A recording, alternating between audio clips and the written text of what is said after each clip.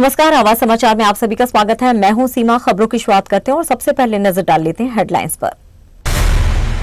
बांग्लादेश की सियासत में भूचाल, पूर्व प्रधानमंत्री शेख हसीना को मौत की सजा, आईसीटी का फैसला। मौत की सजा के बाद आई हसीना की प्रतिक्रिया, फैसले को बताया धांधली, राजनीति और प्रतिशोध का खेल। Delhi Lal Qila blast case mastermind Aamir Rashid को 10 दिन की एनआईए कस्टडी।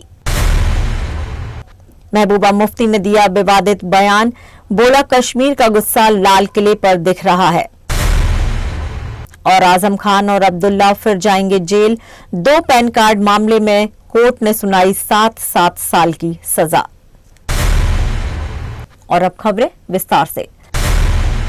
बांग्लादेश की सियासत में आज सबसे बड़ा भूचाल आया और इस भूचाल के केंद्र में है पूर्व प्रधानमंत्री शेख हसीना। ढाका के अंतर्राष्ट्रीय अपराध न्यायाधिकरण ने हसीना को मौत की सजा सुनाकर पूरे देश को हिला दिया है। अदालत ने साफ कहा, हसीना ने निहत्थे नागरिकों पर गोली चलाने, ड्रोन से हमला कराने और घातक हथियारों के इस्तेमाल का आदेश दिया, यानी राज्य की मशीनरी जनता के खिलाफ। फैसला सिर्फ आरोपों का नहीं, 54 गवाहों के बयान, ढेरों वीडियोज, ऑडियोज और यूएन एजेंसी की रिपोर्ट तक सभी को खंगालकर कोर्ट ने माना कि ये कार्रवाई योजनाबद्ध, संगठित और मानवता के खिलाफ थी।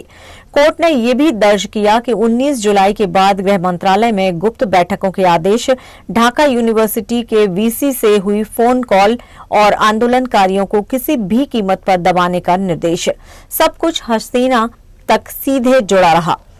पुलिस महानिरीक्षक तख्त ने पूछताछ में अपनी भूमिका स्वीकार की और आवामी लीग के समर्थकों पर भी प्रदर्शनकारियों को निशाना बनाने के आरोप साबित हुए। न्यायाधीशों ने साफ कहा कि ये सिर्फ लापरवाही नहीं, ये एक सोची समझी योजना थी जिसने देश को आग में झोंक दिया। और इसी निष्कर्ष के साथ अदालत ने शेख हसीना को फांसी की सजा सुना दी।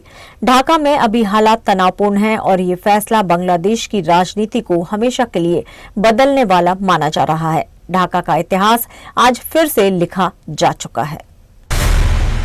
मौत की सजा सुनाए जाने के ठीक बाद शेख हसीना की पहली प्रतिक्रिया सामने आई है, जिसमें उन्होंने न्यायाधिकरण के फैसले को धांधली वाला, पक्षपाती और राजनीति प्रेरित बताया। हसीना का कहना है कि जिन आरोपों पर उन्हें दोषी ठहराया गया है वे एक ऐसे न्यायाधिकरण से सुनाए गए हैं जिसकी स्थापना एक अनिर्वाचित सरकार ने की, जिसके पास जनता का कोई जनादेश नहीं है। उन्होंने कहा कि आईसीटी में कुछ भी अंतर्राष्ट्रीय या फिर निष्पक्ष नहीं है। हसीना ने आरोप लगाया है कि न्यायाधिकरण ने सिर्फ आवामी लीग के नेताओं को निशाना बनाया, जबकि कथित विपक्षी हिंसा को नजरअंदाज किया गया। उनका कहना है कि यह फैसला राजनीतिक प्रतिशोध की कड़ी है, न कि न्याय का परिणाम। वहीं फैसले के बाद बांग्लादेश में तनाव बढ़ गया और सुरक्षा बलों की तैनाती मजबूत कर दी गई है। आवामी लीग ने देशव्यापी बंद का ऐलान किया है, जबकि समर्थक इस फैसले को राजनीतिक साजिश बता रहे हैं। बांग्लादेश की राजनीति में इस फैसले को निर्णायक और विस्फोटक मोड़ माना जा रहा है। दिल्ली देश की राजधानी और उसके ठीक दिल में लाल किला, वो जगह जो हमारे इतिहास, हमारी पहचान और हमारी सुरक्षा का प्रतीक है। लेकिन इसी इलाके को 10 नवंबर को दहला दिया गया एक बम धमाके ने। धमाका इतना जोरदार कि 13 लोगों की मौके पर ही मौत हो गई और कई लोग घायल, जिंदगी और मौत के बीच झूलते रह गए। अब इस पूरे मामले में एनआईए ने बड़ा खुलासा किया है। मुख्य साजिशकर्ता आमिर राशिद अली गिरफ्तार और आज अदालत ने उसे 10 दिन की एनआईए कस्टडी में भेज दिया है। एनआईए के मुताबिक ये कोई अकेली वारदात नहीं थी, बल्कि एक पूरे सफेदपोश आतंकी मॉड्यूल को सक्रिय किया गया था, जिसका नेटवर्क हरियाणा से लेकर कश्मीर तक फैला हुआ था। धमाका करने वाली कार जम्मू कश्मीर के पुलवामा का डॉक्टर उमर नवी चला रहा था, जो सामने से एक सहायक प्रोफेसर था, लेकिन अंदर से एक सुसाइड बॉम्बर। एनआईए का दावा है कि आत्मघाती हमलावर उमर और साजिशकर्ता आमिर दोनों ने मिलकर इस धमाके की प्लानिंग की। कार में मौजूद विस्फोटक फरीदाबाद से जुड़े नेटवर्क के जरिए जुटाए गए। वहीं फरीदाबाद, जहां से इस मॉड्यूल की परतें खुलनी शुरू हुई थी, एजेंसी ने उमर नबी का एक और वाहन सीज किया है, जिसमें चौंकाने वाले सबूत मिलने की बात कही जा रही है। जांच टीम अब तक 73 गवाहों से पूछताछ कर चुकी है, जिनमें धमाके के घायल भी शामिल हैं। इधर इस आतंकी मॉड्यूल के नेटवर्क में शामिल संस्थानों पर भी शिकंजा कसना शुरू हो गया है। फरीदाबाद की अल फलाह यूनिवर्सिटी पर भी 2 एफआईआर दर्ज हुई हैं। जालसाजी, धोखाधड़ी और मान्यता में भारी अनियमितताओं के आरोप में विश्वविद्यालय के चेयरमैन को 2 सम्मन भेजे गए हैं। यूजीसी और एनएएसी दोनों ने संस्था की गतिविधियों पर गंभीर सवाल उठाए हैं। दिल्ली ब्लास्ट केस में एनआईए तेजी से आगे बढ़ रही है और अब पूरा फोकस इस सफेदपोश आतंकी नेटवर्क के बाकी चेहरों को उजागर करने पर लग गई है। दिल्ली के लाल किले के सामने हुए विस्फोट ने पूरे देश को हिलाकर रख दिया, लेकिन इस धमाके से ज्यादा सियासी धमाका हुआ है पीडीपी नेता महबूबा मुफ्ती के एक बयान से।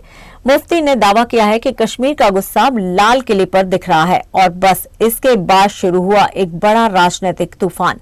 अगर कहीं पानी नहीं होता तो लोग सड़क पे निकलते हैं तो उनको भी एसएचओ जाता है, कहता है अंदर जाओ नहीं तो पीएसए लगा लूंगा। हर चीज के लिए पीएसए, हर चीज के लिए यूएपीए। ये जो दहशत का माहौल आपने बनाया, आपने दुनिया को बोला कश्मीर में सब ठीक हो गया, मगर अब देखिए कश्मीर का मुसीबत जो हमारी थी वो परसों रेड फोर्ट लाल किले के सामने बोल पड़ी। वहीं बीजेपी ने महबूबा मुफ्ती के बयान को लेकर पलटवार किया है। बीजेपी प्रवक्ता प्रदीप भंडारी ने निशाना साधते हुए कहा है कि बुरहान बानी का समर्थन करने वाली मुफ्ती अब लाल किला विस्फोट करने वालों को सही ठहरा रही हैं। विपक्ष कब तक आतंकवादियों को बचाता रहेगा, लेकिन महबूबा मुफ्ती यही नहीं रुकी। उन्होंने केंद्र सरकार पर तीखा हमला बोला। आपने बताया कि कश्मीर में सब ठीक है, लेकिन कश्मीर की गूंज अब लाल किले तक पहुंच रही है। आपकी नीतियों ने दिल्ली को भी असुरक्षित बना दिया है। मुफ्ती ने सवाल उठाया कि हिंदू मुस्लिम की राजनीति देश को और ज्यादा खतरनाक मोड़ पर नहीं ले जा रही। क्या राष्ट्रीय सुरक्षा से बड़ी राजनीति हो सकती है? और सबसे बड़ा आरोप, जहरीला माहौल कश्मीर के युवाओं को खतरनाक रास्ते पर ढकेल रहा है। लाल किला विस्फोट की जांच जारी है, लेकिन बयानबाजी की आग फिलहाल दिल्ली से श्रीनगर तक फैल चुकी है। आपने वादा किया था कि आप जम्मू कश्मीर को सेफ बनाओगे, मगर आपने यहाँ की सेफ्टी तो दूर की बात है, आपने तो दिल्ली को भी अनसेफ कर दिया अपनी पॉलिसी से। आपको सोचना पड़ेगा। मुझे नहीं मालूम दिल्ली में ऐसे कितने लोग हैं, इस सरकार में ऐसे कितने लोग हैं जो संजीदगी से नेशनलिस्ट हैं। मुझे याद है मुफ्ती साहब ने एक बार मुझे कहा था, जब हम इनके साथ सरकार बनाने वाले थे और मैं थोड़ा सा तजब्जुब में थी और मैं रिलक्टेंट थी कि हम नहीं करेंगे ऐसा। उन्होंने मुझे कहा, महबूबा तुम्हें मालूम नहीं है, वाजपेयी जी ने जम्मू कश्मीर के लिए एक रास्ता बना दिया है, जम्मू कश्मीर को खून खराबे से बाहर निकालने के लिए। ये बीजेपी वाले मुझे लगता है ये शायद नेशनलिस्ट हैं, इनको मुल्क का दर्द है, क्योंकि उन्होंने वाजपेयी जी का दर्द देखा था। तो आज मैं उसी बीजेपी से कहना चाहती हूं, अगर आप में से किसी लीडर के दिल में दर्द है इस मुल्क का, क्योंकि खाली जब जम्मू कश्मीर में नौजवान पढ़ा लिखा डॉक्टर अपने ऊपर आरडीएक्स बांध के अपनी जान उड़ाएगा, उसके साथ कई लोगों को उड़ाएगा, तो मुल्क में तो कोई सेफ्टी नहीं है। आप तो सिर्फ हिंदू मुस्लिम करते रहोगे, आपको बेशक वोट मिलेगा। बिहार में नई सत्ता का काउंटडाउन शुरू हो गया है और आज इसका सबसे बड़ा संकेत मिल गया। मुख्यमंत्री नीतीश कुमार राजभवन पहुंचे और राज्यपाल को साफ साफ 3 बड़े प्रस्ताव सौंप दिए। सबसे अहम 19 नवंबर को वर्तमान विधानसभा भंग करने का प्रस्ताव, यानी बिहार में नई सरकार के रास्ते की सबसे बड़ी औपचारिक रुकावट अब खत्म होने जा रही है। इससे पहले नीतीश कुमार ने अपनी निवर्तमान कैबिनेट की आखिरी बैठक की। बैठक खत्म, फाइलें बंद और सीधा राजभवन की ओर काफिला दौड़ा, जहां राज्यपाल से मुलाकात के बाद नीतीश बिना कोई बयान दिए सीधे सीएम आवास लौट गए। साफ है, अब हर कदम नई सरकार के गठन की टाइमिंग को ध्यान में रखकर उठाया जा रहा है। बिहार की राजनीतिक तस्वीर बेहद साफ। एनडीए ने 2 चरणों के चुनाव में बम्पर 202 सीटें जीती। बीजेपी 89 सीटों के साथ सबसे आगे सबसे बड़ी पार्टी जेडीयू ने पिछली बार से बेहतर प्रदर्शन करते हुए 85 सीटें जीती।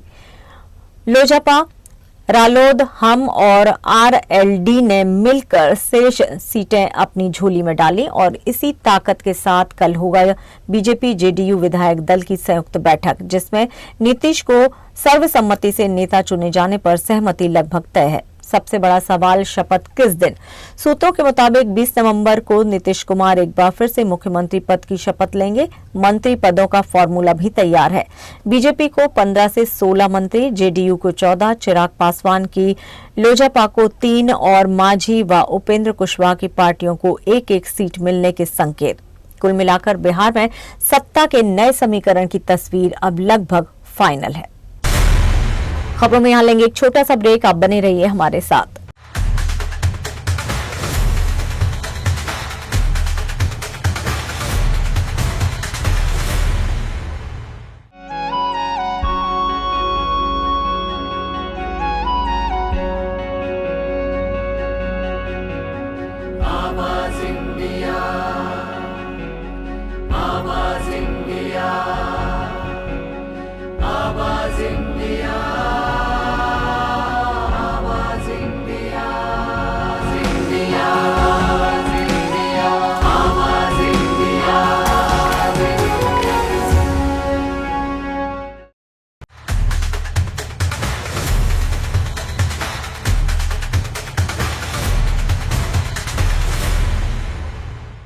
ब्रेक के बाद एक बार फिर से आप सभी का स्वागत है। बढ़ते हैं अपनी अगली खबर की ओर।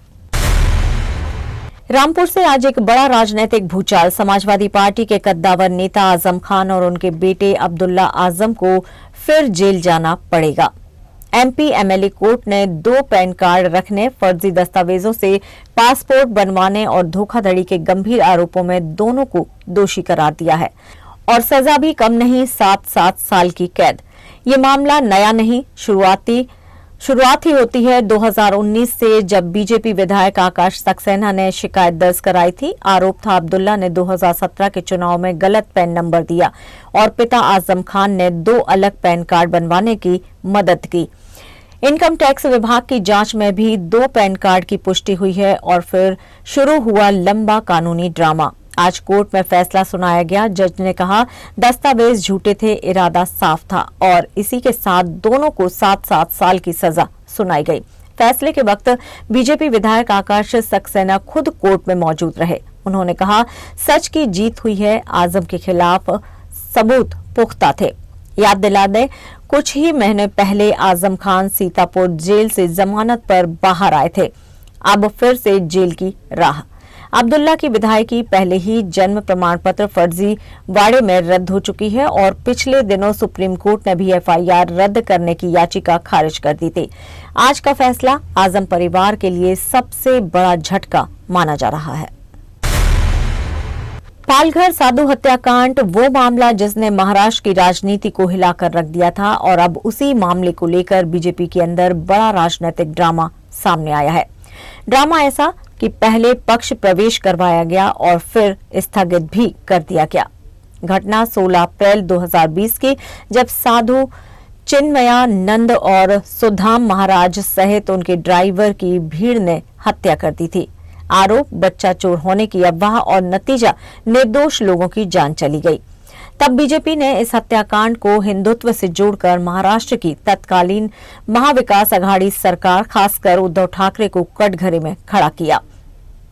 उस समय एनसीपी नेता काशीनाथ चौधरी को इस घटना का मुख्य सूत्रधार बताया गया था। 200 लोगों की गिरफ्तारी हुई थी इस मामले में, 108 गवाहों के बयान और लगातार सियासी आरोप प्रत्यारोप। लेकिन अब महानगर पालिका के चुनाव से ठीक पहले काशीनाथ चौधरी को बीजेपी में शामिल करवाया गया। डहाणू में बीजेपी सांसद हेमंत सावरा और विधायक हरीश चंद्र भोई की मौजूदगी में कमल का फूल चौधरी को सौंपा गया और राजनीतिक हलकों में हलचल मच गई। पर असली मोड़ आया इसके बाद। पालघर जैसे संवेदनशील मामले को देखते हुए बीजेपी प्रदेश अध्यक्ष रविंद्र चौहान ने चौधरी के प्रवेश पर तुरंत रोक लगा दी। चौहान का कहना है एफआईआर और चार्जशीट में चौधरी का नाम नहीं है, लेकिन मामले की गंभीरता को देखते हुए फैसला स्थगित किया जा रहा है। यानी पहले एंट्री फिर ब्रेक, पहले स्वागत फिर कदम पीछे। राजनीति में यू टर्न आम है, लेकिन पालघर जैसे संवेदनशील मुद्दे पर बीजेपी का ये यू टर्न कई सवाल खड़े कर रहा है। क्या बीजेपी ने चुनावी रणनीति के दबाव में फैसला लिया या फिर विरोध के बाद बैकफुट पर आना पड़ा? सवाल बहुत हैं, लेकिन जवाब आने बाकी हैं। रिलायंस समूह के चेयरमैन अनिल अंबानी को प्रवर्तन निदेशालय ने फेमा मामले में आज दोबारा पेश होने के लिए नोटिस जारी किया है। वो शुक्रवार को एजेंसी के सामने उपस्थित नहीं हुए थे, जिसके बाद उन्हें 17 नवंबर के लिए सम्मन भेजा गया। मामला वर्ष 2010 के Jaipur rings national highway project में कथित 40 करोड़ रुपए की हेराफेरी से जुड़ा हुआ बताया जा रहा है।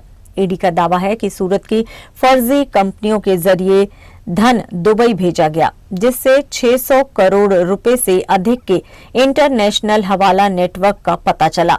सूत्रों के अनुसार एजेंसी कई हवाला डीलरों और संबंधित व्यक्तियों के बयान दर्ज कर चुकी है और इसी क्रम में अनिल अंबानी को भी बुलाया गया है। एजेंसी हाल ही में मनी लॉन्ड्रिंग रोकथाम कानून के तहत अनिल अंबानी और उनसे जुड़ी कंपनियों की लगभग 7,500 करोड़ रुपए की संपत्ति कुर्क कर चुकी है। ईडी के अनुसार हाईवे प्रोजेक्ट में पाई गई 40 करोड़ की कथित अनियमितता के आधार पर फेमा के तहत कार्रवाई बढ़ाई गई है। दूसरी ओर अनिल अंबानी ने ईडी को लिखे पत्र में जांच में पूरा सहयोग देने और जरूरत पड़ने पर वर्चुअली पेश होने की बात भी कही है। उनकी कंपनी ने स्पष्ट किया है कि मामला पीएमएलए से नहीं बल्कि पुराने फेमा जांच से संबंधित है। इसी बीच रिलायंस पावर पर भी कथित 68 करोड़ रुपए की फर्जी बैंक गारंटी मामले में जांच जारी है और अब तक 3 गिरफ्तारियां भी हो चुकी हैं। मुंबई की रात और पाली हिल से लौट रही फ्रांस की 27 वर्ष की युवती के साथ छेड़छाड़। आधी रात के बाद बांद्रा वेस्ट की सुनसान सड़क पर स्कूटर सवार ने पहले पीछा किया, फिर वारदात को अंजाम दिया। फ्रांस की नागरिक जो मुंबई में फ्रांसीसी वाणिज्य दूतावास में काम करती थी, दोस्त से मिलने के बाद लौट रही थी, तभी शेरली राजन रोड पर आरोपी ने उसकी राह रोक दी और जैसे ही दूतावास ने पुलिस को जानकारी दी, मुंबई पुलिस हरकत में आई। जोन 9 की टीम ने 50 से ज्यादा सीसीटीवी खंगाले, स्कूटर दिखा, नंबर मिला और लोकेशन ट्रेस होकर धारावी पहुंची, लेकिन आरोपी गायब। 3 दिन से घर नहीं लौटा था। स्लम में कबाड़ का कारोबार करता है। नाम है सुनील बाघेला, उम्र 25 साल। पुलिस ने जाल बिछाया और आखिर रात भर ऑपरेशन के बाद आरोपी को पकड़ लिया। गिरफ्तारी के समय परिवार और मोहल्ले वालों ने हंगामा किया, लेकिन पुलिस ने उसे काबू में कर लिया और कोर्ट में पेश किया, जहां से सोमवार तक पुलिस हिरासत में भेज दिया गया है। आरोपी के खिलाफ आईपीसी की धारा 74 के तहत केस दर्ज हुआ और स्कूटर जब्त की गई। सबसे बड़ा सवाल, क्या आरोपी कई दिनों से पीड़िता का पीछा कर रहा था? क्या ये एक सोची समझी हरकत थी? पुलिस अब इसी एंगल से जांच आगे बढ़ा रही है। मुंबई की आधी रात में फ्रेंच नागरिक के साथ ये वारदात सुरक्षा को लेकर कई सवाल खड़े करती है, लेकिन 24 घंटे में गिरफ्तारी मुंबई पुलिस की तेजी को भी दिखाती है। कहानी सिर्फ छेड़छाड़ की नहीं, बल्कि शहर की रात में महिलाओं की सुरक्षा के अलार्म की है। सऊदी अरब में मक्का से मदीना जा रही एक बस के टैंकर से टकराने के बाद आग लग गई, जिसमें कई लोगों की मौत हो गई। मृतकों में कई भारतीय भी शामिल बताए जा रहे हैं। इस दुखद हादसे पर साउथ के मेगा स्टार चिरंजीवी ने गहरा शोक व्यक्त किया है। उन्होंने पीड़ित परिवारों के प्रति संवेदना जताते हुए ईश्वर से मृतकों की आत्मा की शांति की प्रार्थना की। चिरंजीवी ने मीडिया से बातचीत में कहा कि यह हादसा बेहद दुखद है और उनकी संवेदनाएं सभी प्रभावित परिवारों के साथ है। करियर की बात करें तो चिरंजीवी पिछले 2 साल से बड़े पर्दे पर नजर नहीं आए हैं। अगले वर्ष उनकी फिल्म विशंभरा रिलीज होगी। इसमें त्रिशा कृष्णन, आशिका रंगनाथ और कुणाल कपूर जैसे कलाकार प्रमुख भूमिकाओं में नजर आएंगे। और आवाज समाचार में यहां लेंगे एक छोटा सा ब्रेक। आप बने रहिए हमारे साथ।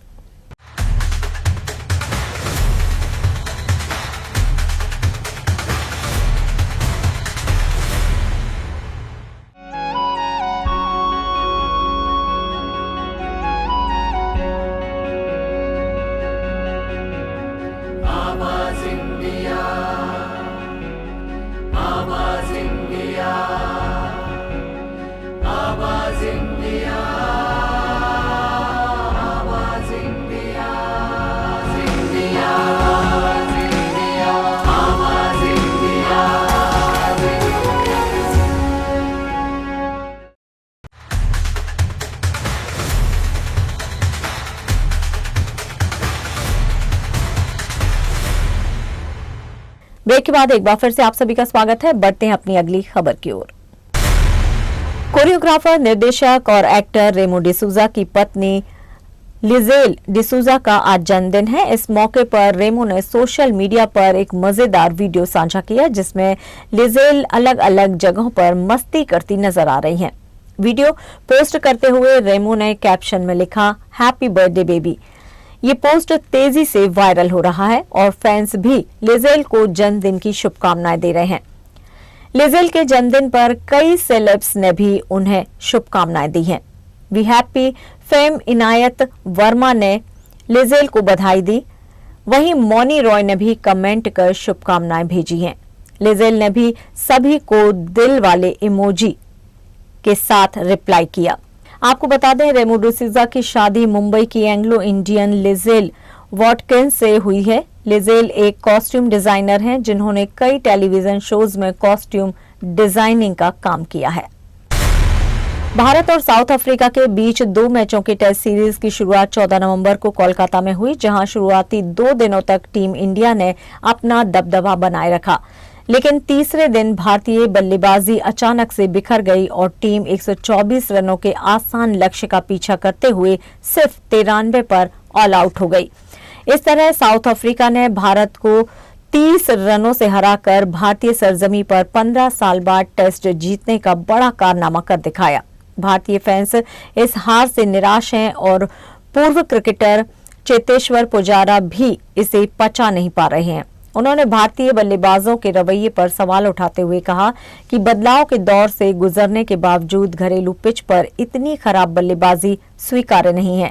पुजारा ने यह भी जोड़ा कि बल्लेबाज अकेले जिम्मेदार नहीं हैं, टीम के कई क्षेत्रों में दिक्कतें दिख रही हैं। कोलकाता में 30 रनों की हार के बाद पुजारा ने कहा, घरेलू मैदान पर बदलाव को हार का कारण बताना बिल्कुल पसंद नहीं। इंग्लैंड या ऑस्ट्रेलिया में ऐसा हो सकता है, लेकिन भारत के पास इतनी प्रतिभा है कि ऐसी हारें सवाल खड़ी करती हैं। उन्होंने यशस्वी जायसवाल, केएल राहुल, शुभमन गिल और वाशिंगटन सुंदर जैसे खिलाड़ियों के शानदार फर्स्ट क्लास रिकॉर्ड का उदाहरण देते हुए कहा कि ऐसे खिलाड़ियों के बावजूद घरेलू हार का मतलब है कि टीम के भीतर कुछ गड़बड़ है। पुजारा ने आगे कहा कि बेहतर विकेट पर यह मैच खेला जाता तो भारत की जीत की संभावना अधिक होती। उनके अनुसार भारत में इतनी प्रतिभा है कि भारत एक ही टीम भी साउथ अफ्रीका को हरा सकती है, इसलिए बदलाव को हार का बहाना नहीं बनाया जा सकता। फिलहाल आवाज समाचार में इतना ही, लेकिन आप देखते रहिए आवाज इंडिया। नमस्कार।